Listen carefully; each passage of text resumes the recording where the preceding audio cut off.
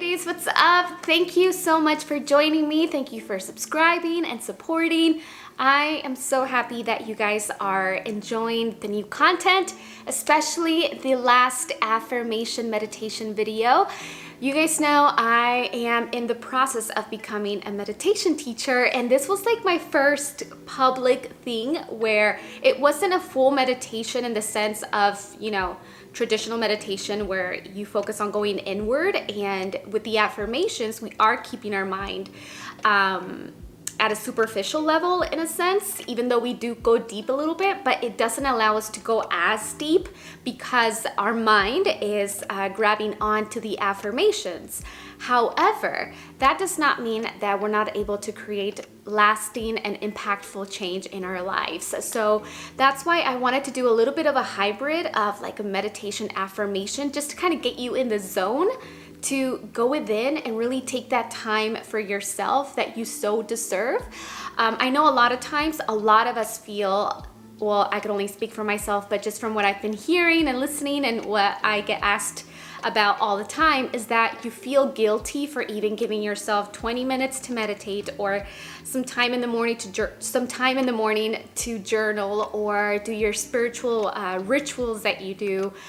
And those are the foundational things that keep us happy, keep us grounded, keep us going towards the right direction. So any time that you spend with yourself, it's never time wasted. Never, ever, ever, ever, never. Even though it might feel like it, especially if you live in the United States, here in the West, we are very productive, and we want to get things done, and our value is dependent on a degree and how much you achieve, and you just keep going and going and going, and more numbers and more subscribers and more followers, and then the more that you have, the more value as a person that you have, and that's a lie. That's not true. That's a lie that we've been sold.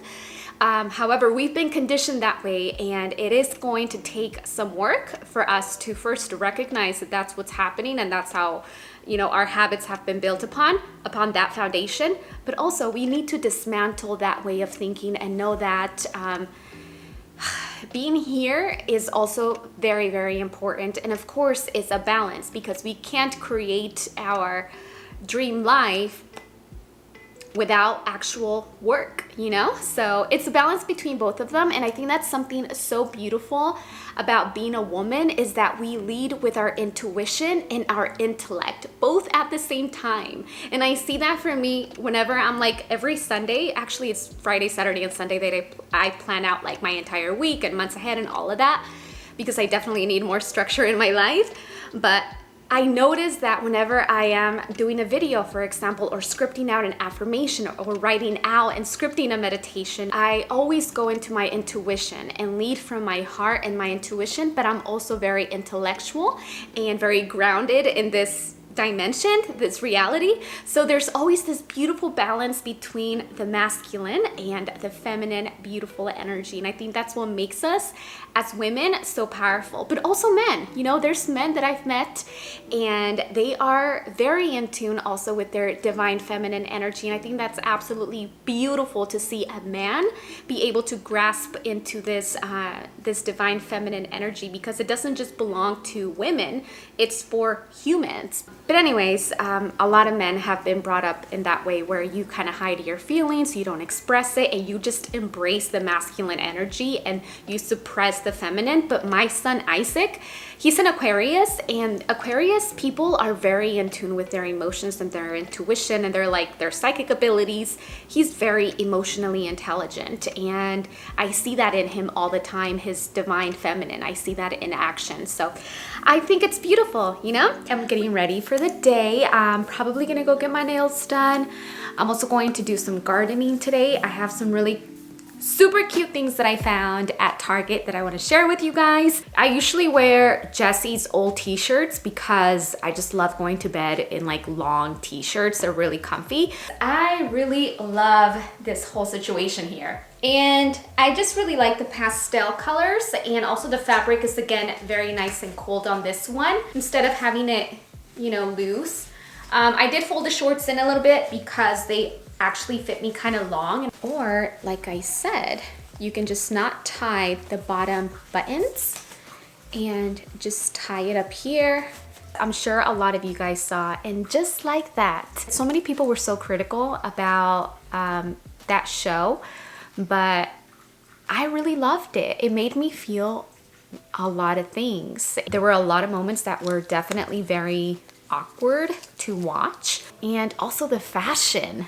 Wow. Oh my God. I felt like my love for fashion got reignited with that show because they really take a lot of risks with the clothing, and some of like the outfits are just very unique. One of my favorites was like this dress that Carrie was wearing, and she had a long sleeve button up blouse underneath a dress, and I was like, I need to recreate that look. And there's also another look when Carrie was doing the podcast, that she had some mint sweatpants. I got these from Target just recently. I got them because I want to recreate that look. So these were $20, and she had mint sweatpants. She also had like a turquoise tank top. She had a big blazer, I think mint also. She had this emerald green heart necklace and other layered necklaces, and these gloves that were like embellished with crystals. Oh, where can I find them? So cute, so cute. I'm gonna go finish getting ready, and I think I'm gonna meet you guys outside so I can do some gardening and plant some of my new favorite plants because I also found some really cute things at Target so I can make it official that I'm officially someone who gardens. Okay, so I'm gonna show you guys that. So at Target, I found the cutest planters for my backyard, and also I'm gonna keep one indoors. And I also got myself a gardening tool set because I've been using Jessie's and it's not the cutest, and I figured since I do garden on a daily basis, then I should get myself a cute little set and make it official. So today I'm just going to do a little bit of a transplant. One of my favorite and most beautiful plants that I keep indoor has definitely been needing a bigger pot so it can continue to flourish and grow. So I'm just going to fill up this little pot and make the transition.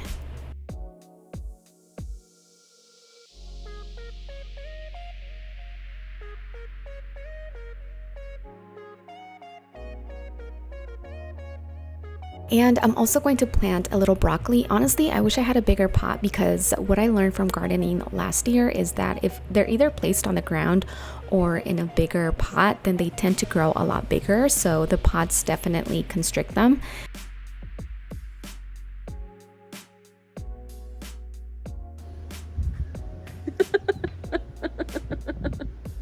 And they fall. I came inside the house to make myself a cup of sunshine. Literally, this is kind of honey bush. It's actually a tea from Traditional Medicinals, and I raved about this in one of my favorites several months ago. I actually have a new office space because, as you guys know, I gave up my beauty room for Aaron. So now he sleeps in there, and I kind of had to find a space for me to create an office, and I just moved my desk to this beautiful corner, and I do love it because it has like that big window, and then I also have these doors, so I get a lot of sunshine, I get a lot of nature. And the last thing that I like when I'm working is to feel like I'm in like this corner, like a dark corner in a room, you know what I mean? Like, I don't like to feel enclosed because I need my creativity to flow as easily as possible, and nature does that for me. Are you still married? My God, the only reason that I am going to bring this up right now is because so many people ask me, or they assume and write comments. I haven't seen Dulce's husband. What happened to Jesse? People assume that because I haven't posted a photo of him that we're not married. And the answer is most definitely in love and married. He's just a private person, and for me, I personally, and him too, like, I don't feel the need to be like the love of my life and blah blah blah, like, you know what I mean? Like, that's just not us. And I don't have anything to prove to anyone that we're happy or that whatever, you know what I mean? So yes, and I am also more of a private person now that I'm older. I really cherish our relationship and my children and their privacy. So that's why it's mostly just me putting myself out there, because I remember when I was younger on YouTube, guys, I used to vlog about my entire life, and I would vlog about my home and my children, or Isaac at the time, and my family, my extended family, and my parents and my husband and all that. And people always had something to say, and it's like, why am I doing this then? You know what I mean? So that's why I also decided not to show my personal life to that extent, because it just kind of gives people a reason to judge you, and I don't need to put my family out there for views or for whatever. It's just not worth it to me. I think if I could say one thing that has helped my relationship with Jesse a lot is doing our own inner healing, both of us, honestly. Healing my own traumas we're both in therapy, by the way. We're both in therapy. We've done couples therapy just a few times, but consistent therapy, he does it on his own and I do it on my own as well. We also apologize to each other actually quite often, if not at least once a day. You know, a lot of the times we do things that we don't mean because we're leading through our ego self. And I think the most important thing is just to kind of acknowledge that and apologize. And that's been helping us a lot. It helps us get closer, honestly, and move on. And we haven't had a perfect relationship. No one does. No one is perfect. So the challenges that we have had in the past, though, we have completely moved on and let it go. Because for a while we did, like I would bring things up or he would bring things up, and that's just not healthy. And nobody has time for that anymore.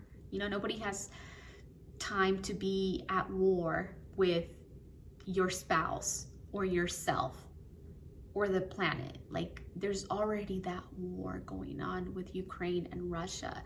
And that has taught me that I need to find peace in my heart, in my home, with the relationships that I have. I don't want no drama with nobody. I don't want no underlying kind of situation where there's no peace between the two people. And I'm not going to go into detail about this personal relationship because the person is very private, but I had a falling out with someone that I love over 2 years ago. And the way that God brought us together last weekend was only God's work, because I still held a grudge up until that weekend about something that happened. And God, in that moment, made it so that we would get together, and we did. And I saw the person, and we both apologized, and we both expressed our feelings in our hearts and that we love each other. And we healed it completely. And I already had that sentiment in my heart that I wanted to move on already. You know, I wanted to forgive this person, and I wasn't being able to, because sometimes you want to forgive someone, but you can't, you know? I hope you guys enjoyed today's video.